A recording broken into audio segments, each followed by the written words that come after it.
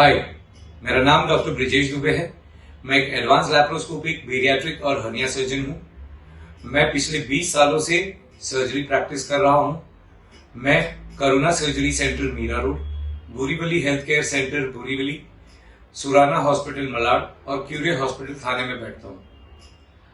लोगों के मन में बहुत सारे सवाल होते हैं कि अगर अभी मेरा ऑपरेशन हुआ है, खास करके अगर ये ऑपरेशन मेरा दूरबीन से या लैप्रोस्कोपी द्वारा किया गया है, तो मुझे क्या सावधानी बरतनी चाहिए। जब भी आपका कोई मेजर सर्जरी होती है या कोई भी बड़ा ऑपरेशन होता है, एक पेशेंट के मन में होता है वो होता है दर्द, टाइम ऑफ रिकवरी, ऑपरेशन से लेके ठीक होने तक के बीच का सफर ये कैसा रहेगा, मुझे क्या क्या बचाना है, मुझे क्या करना चाहिए, क्या नहीं करना चाहिए। तो जब भी आपका कोई भी ऑपरेशन होता है, सबसे पहली बात तो ये है कि आपको आपके सर्जन से टच में रहना चाहिए। वो क्या एडवाइस दे रहे हैं आपको वो फॉलो करना बहुत ज़रूरी है, क्योंकि आपके जो भी रेस्ट्रिक्शंस होते हैं या जो कुछ मना किया जाता है या कुछ करना चाहिए या कुछ नहीं करना चाहिए, वो सब डिपेंड करता है कि किस तरह का ऑपरेशन हुआ है।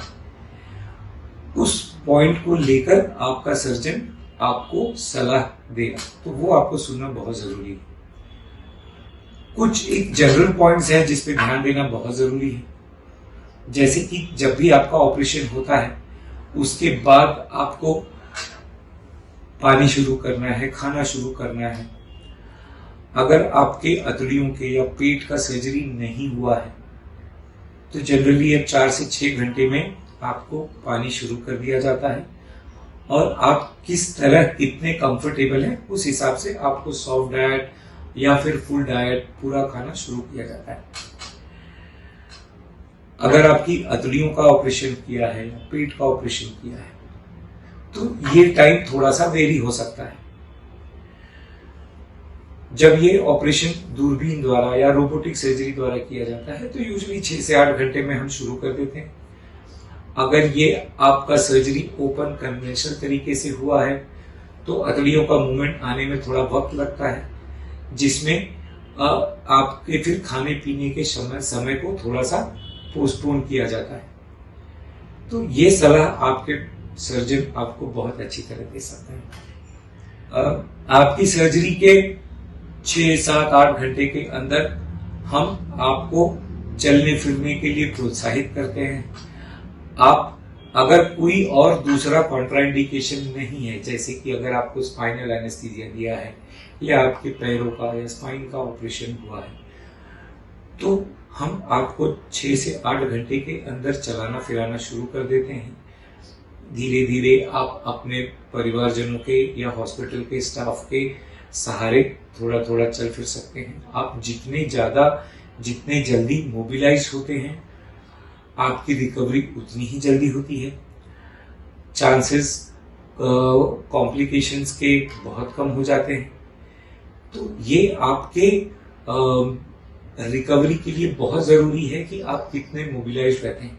अगर आप चल फिर नहीं पा रहे हैं या चलना फिरना मना है तो एटलीस्ट आप करवट ले सकते हैं, आप अपने पैरों में मूवमेंट कर सकते हैं, आप अपने हाथों के पैरों की उंगलियों का मूवमेंट्स कंटिन्यू रख सकते हैं, ताकि जो ब्लड सर्कुलेशन है या जो खून का बहाव जिसको बोलते हैं वो बराबर बनी रहे। खून की नसों के अंदर गड्ढे जिसको कि हम थ्रोम्बोसिस बोलते हैं वो नहीं हो, ये बहुत ज़रूरी है आपका मोबिलाइज रहना। आजकल हम मेजर सर्जरीज के बाद, जैसे कि हम अगर कोई बेरियाट्रिक सर्जरी करते हैं या कोई एक कॉम्प्लेक्स हर्निया या AWR की सर्जरी करते हैं, उसके बाद भी हम 6 से 8 घंटे में पेशेंट्स को धीरे से उठाकर बेड के ही आसपास थोड़ा सा चलाना शुरू कर देते हैं, ताकि रिस्क ऑफ थ्रोम्बोसिस उतनी कम हो जाए। उसके बाद नेक्स्ट डे आता है आपकी बाकी की एक्टिविटीज, जो कि आप अपने नॉर्मल तरीके से। सबसे बड़ी बात है कि आप कितने कंफर्टेबल हैं। आप जितने कंफर्टेबल हैं उतनी एक्टिविटीज आप कर सकते हैं। अपने आप को बहुत ज्यादा पुश करना जरूरी नहीं है, पर अगर आप चलने में कंफर्टेबल हैं तो आप चलिए, अगर आप सीढ़ी चढ़ने में कंफर्टेबल हैं तो चढ़िए। पेट का ऑपरेशन हुआ है तो आपके पेट के अंदर ज्यादा प्रेशर बनना नहीं चाहिए, आपको जोर नहीं लगाना है।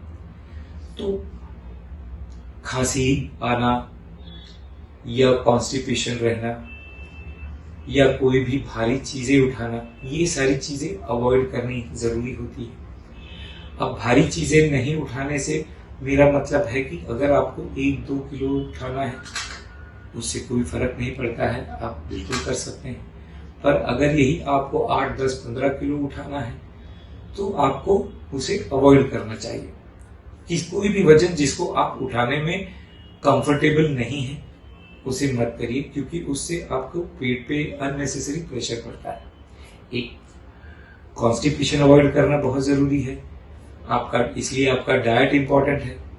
डाइट में हर वो चीज जिससे आपको कॉन्स्टिपेशन होता है वो अवॉइड करना है।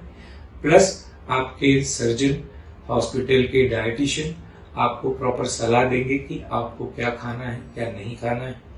कभी कभी हम एडिशनली स्टूल सॉफ्टनर भी प्रिस्क्राइब करते हैं। खांसी नहीं हो, इसलिए बहुत इंपॉर्टेंट है कि आप स्मोकिंग नहीं करें। अगर आप स्मोकर हैं तो वो आपको ऑपरेशन के पहले से ही बंद करना बहुत जरूरी है, जो कि आपके रिकवरी के लिए बहुत इंपॉर्टेंट है। बहुत सारे स्टडीज ने ये बिना डाउट के प्रूव किया है कि एक नॉन स्मोकर का आउटकम और एक स्मोकर के आउटकम में बहुत ज्यादा डिफरेंस है। आइडियल टाइम एटलीस्ट हम 4 हफ्ता मानते हैं। अगर आपने कोई भी आपका मेजर सर्जरी है और आपने 4 हफ्ते पहले से स्मोकिंग बंद कर दिया है तो आपका आउटकम इन टर्म्स ऑफ आपका वुंड हीलिंग और बाकी के कॉम्प्लिकेशंस होने के चांसेस बहुत कम हो जाते हैं। और ये आपको एक मौका भी देता है आपकी इस आदत से छुटकारा पाने के लिए, जो कि बहुत जरूरी है। प्लस अगर मेजर सर्जरीज है तो हम आपको चेस्ट फिजियोथेरेपी यानी कि एक्सरसाइजेस करने पर बताते हैं, जैसे कि डीप ब्रीदिंग एक्सरसाइजेस हो गए।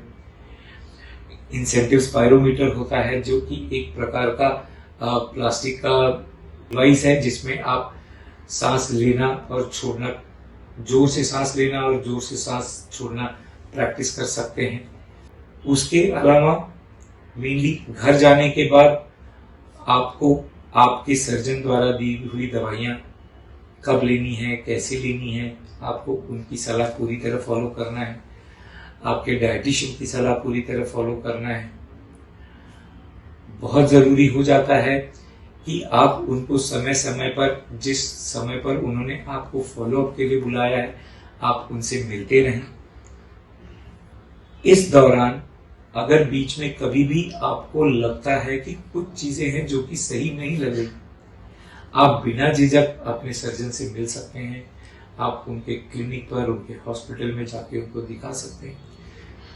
प्रॉब्लम्स जैसे कि बहुत ज्यादा पेन हो रहा है जो कि नॉर्मल पेन से कहीं ज्यादा है, या फिर किसी जगह पर आपको एक अननेचुरल सी स्वेलिंग लग रही है, या कोई एरिया ब्लैक पड़ रहा है, आपको उल्टियां हो रही हैं या आपको फीवर आ रहा है, तो ये बहुत जरूरी है कि आप अपने डॉक्टर से मिलें, उनको दिखाएं, उनको असेस करने दें और फिर उनकी सलाह के बाद आपको जैसी बात बताई जाती है आप उसे फॉलो करें। Thank you.